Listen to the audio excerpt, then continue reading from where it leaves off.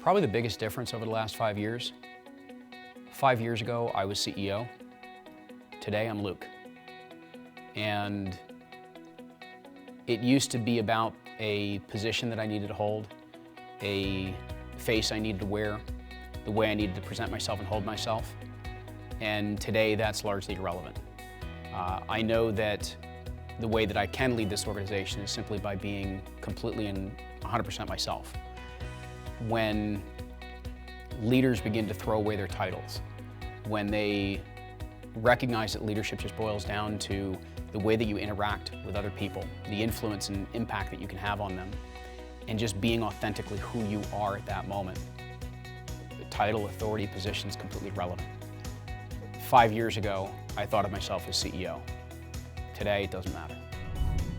5 years ago, I just had my son, who decided to enter this world in a rush 10 weeks early. And I've got two extraordinary children.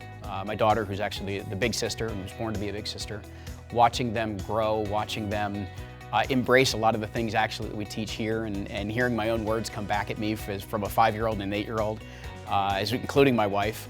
Never put your wife through the same program that you teach.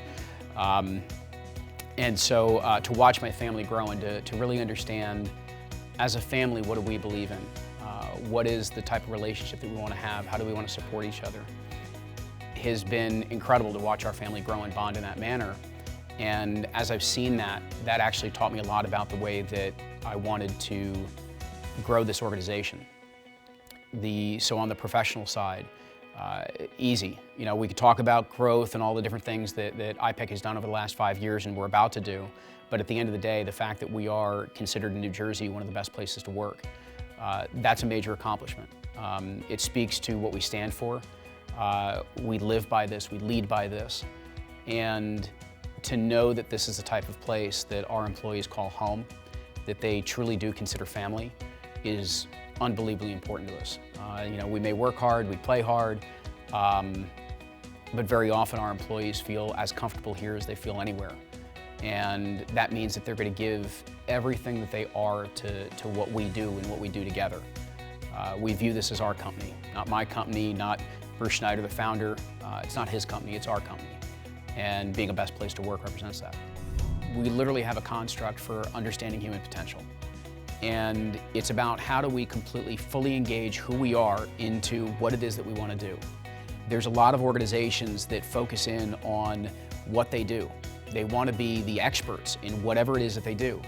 But what we recognize is it's in who we are and how we show up that is what's going to build that relationship with our marketplace, with our clients, and with our students. And so what makes us different, this methodology that we go out and we teach to students and new coaches and leaders and educators and healthcare professionals, is something we apply here internally.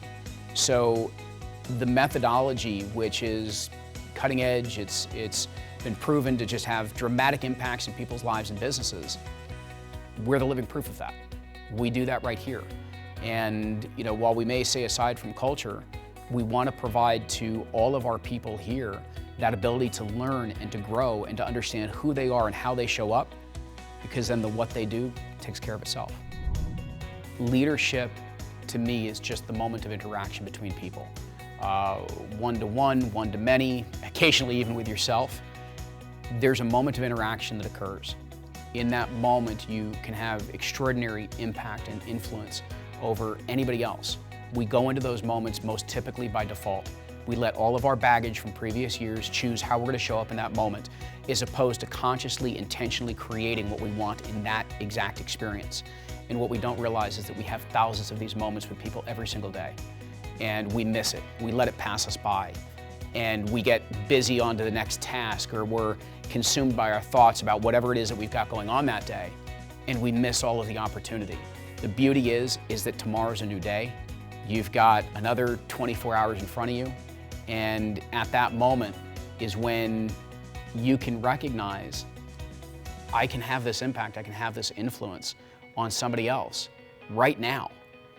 Why wait? So for me, the key to leadership is just recognizing it comes down to that interaction, it comes down to that connection. Even if you miss the last opportunity, there will be another 999 today that are to come your way. No matter what you're experiencing, no matter what your situations are, there will always be stuff that is outside of your control. It's inevitable. How you respond to those situations, the way that you choose to view them, what you choose to make out of them, that's completely up to you. We have that choice countless times in any given day. And so what most people don't realize is that that choice even exists. They just assume these are my circumstances, what can I do about it? And it leads to tremendous frustration. It leads to a lot of avoidance and inaction of moving forward. And instead, to be able to step back and say, that's just one way. I could choose to view it that way, but what are my other options? What are the other perspectives? Because I know that if somebody else was viewing this, they're gonna have a different take on it. They're gonna have a different interpretation. Maybe theirs works better than mine right now. And so to be able to embrace that, to be able to recognize at any given moment I have more choice over how I respond, over how I view this, is incredibly liberating. You get to choose who you are any given moment. And just because of whatever's happened to you yesterday, doesn't mean it's who you are tomorrow. I tend to equate ideal with perfect. And what I mean by that is that we're in pursuit of this vision of perfection that doesn't really exist. The old joke that I've heard for years is, perfectionist is somebody who finds flaw with everything. And I think that's where people chase a certain leadership style that's elusive because they're trying to be something they're not. They're trying to replicate somebody else's style. And what we, from an ideal standpoint in terms of real style, it's the style that fits you. And it's the style that gives you the ability to connect with other people, the style that gives you the ability to inspire and motivate people. It's the style that gives you the chance to get their buy-in and engage them in whatever that bigger plan or bigger picture happens to be. But it's got to be you. The rest are just tools and techniques. But if you're not showing up authentically and transparently with who you are using those tools and techniques, you're going to have a disconnect. And so you do need to know those leadership strengths that people rely on, but that will not make a leader. Putting yourself into those leadership strengths and abilities, putting who you are, what you believe, what your values are, who you uniquely are, that's what makes you a powerful leader. Nothing happens until you take action. Meaning that until you walk into a moment intentionally, with full consciousness of this is who I am, this is how I want to show up at this moment, and then take that action, you will not have ingrained a new experience in yourself that tells you this is who I've become. So those cross the line moments, which I also refer to as inflection points, means taking a look at what's one situation that you've got going on for yourself right now, that if you were to show up more fully, to show up more powerfully, to show up with more inspiration or motivation or whatever it is that you need to show up with more of, how can you look at that situation and say, how do I want to show up now? How would the next time this comes up, how do I want to embrace it? How do I want to face it? How do I want to step into that? And you consciously prepare yourself for that moment. And what's incredible is that when you just say that this is the moment that I know is going to occur, life will deliver it to you, I promise that. And when it does, you will walk into a different version of yourself.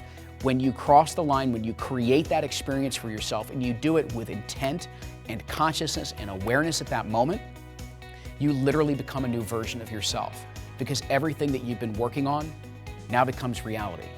It's no different than an athlete who practices time and time again. Until they do it in a game, it doesn't really truly impact their performance. Well, cross the line is the performance of our lives. So figure out what your cross the line moment is, figure out what that experience looks like, get a picture in your head of this is how I want to show up, this is who I want to be, and then look for that experience to happen. Look for that moment to present itself, because I promise you it will. Cross that line and you'll never be the same.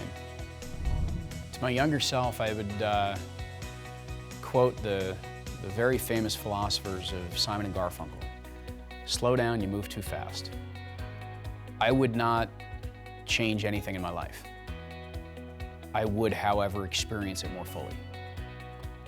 I've had great situations and I've witnessed some terrible ones. I wouldn't change it. I would just soak up every single moment that I could, because that's frankly what brings happiness to my life now, is being as present as I can be in any given moment, cherishing those moments and those experiences, and just figuring out where's it going to take you?